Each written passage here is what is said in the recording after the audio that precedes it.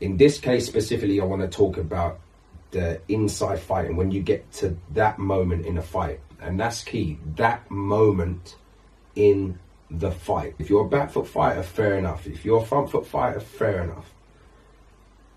But what are you going to do if you don't know how to deal with someone that's got you in the trenches? And when I say in the trenches, I don't necessarily mean just someone that's got you there and is just punching you left, right and center.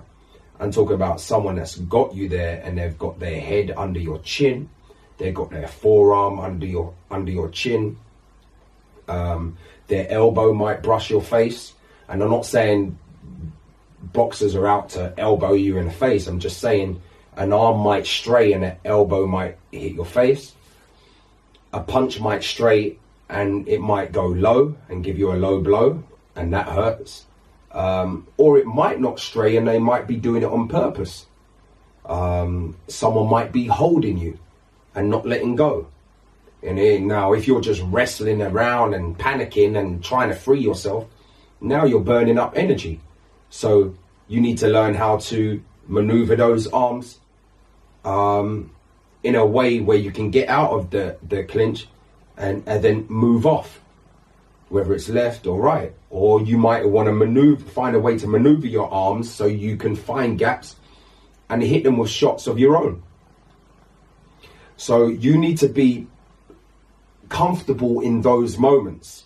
You don't have to do it for every minute, every second of a round, but maybe you have to do it for 5 seconds or 10 seconds because someone has taken you to those trenches. And that's the moment you have to be comfortable. Drill it. What's sparring for? Is sparring just to go in there and just simply just throw punches and, oh, I'm sparring today, I'm just gonna do what the hell I want? No. The things that you work on with your coach, go in sparring and apply it. So inside fighting, I actually drill those things. I drill being in trenches. I drill holding, I drill the rough stuff. I drill head placement in those trenches. And then I expect my fighters to go in there in sparring and work on them and feel comfortable doing those things. So when it gets to a real fight, they've seen it all before a million times, If you get caught in a moment where someone's got you in the trenches and you don't know how to deal with that situation, then you might as well walk out of the ring and go home. Trust me, because you can't get away with just fighting forward, backwards, left and right.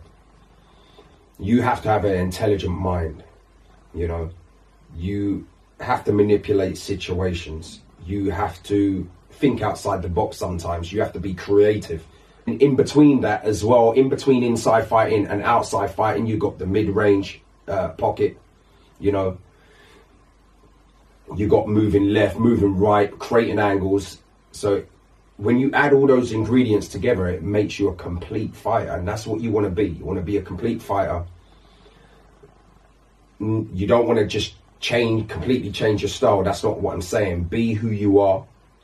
Make sure the coach is adapting to who you are, your personality, Otherwise, if you take away someone's personality, then they're not the same fighter. You can't tell Golovkin to fight like Floyd. So I think that's my lessons to you today. Work on your inside fighting, because if you don't learn to be comfortable in those situations, doesn't matter how good you are on the back foot, doesn't matter how good you are on the front foot. If you don't learn how to be good in those tight, rough, dirty situations, the trenches, I like to call it, and then it's game over. Even Muhammad Ali, one of the best dancers in the game, always on his feet. But trust me, he knew how to fight in the trenches as well. He knew how to hold when he wanted to hold. Go and watch him against George Foreman. That's another perfect example where he's fighting someone that's so physically strong and so powerful. Muhammad Ali weren't as powerful as George Foreman, George Foreman was a knockout artist, a big puncher, a scary puncher. Muhammad Ali was float like a butterfly and sting you with shots. You thought to myself, I can't dance like this for 12 rounds. George Foreman will kill me if I try and dance like how I normally do for 12, 15 rounds. So what did he do? He started to lay on the ropes on purpose. Every time George got close, let him shoot his heavy shots, hold him, put all his weight on him, rough him up on the inside, you know. And then later on in the fight, George was so exhausted from that, he couldn't punch anymore. The power was gone. As soon as the power was gone, Muhammad Ali said, it's time to knock you out. And that's what he done. And then he won the fight. So learn inside fighting, learn the art, be a killer in those situations, be mean, be spiteful in those situations. It's not all about forward, backwards, left, right. You understand?